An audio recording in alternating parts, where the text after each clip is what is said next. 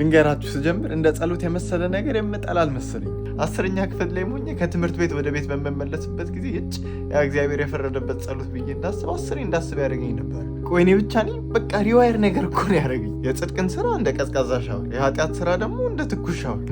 እንዴት ይሁን ነገሩ? ሲሪየስ ግን ጸሎታችን ላይ ከበረታን ምን አይነት ሰዎች እንደምንሆን ስለሚያውቅ እሱ አስቀድሞ ሄዷል። ክርስቶስም ወደ ፈተና እንዳገቡ ጸልዩ ብሎናል። አሁን እኮ ፈተና የሚበዛብን እኮ ስለማንጸልይ ነው። ጸሎትን መጀመሪያ ላይ አውቃለሁ ይከብዳል፣ ግን ያን ያክልም ኮምፕሌክስ መሆን የለበትም። ደቀ መዛሙርቱ ክርስቶስን እንዴት ብለን እንጸልይ ሲሉት ምንድን ነው ያሉ?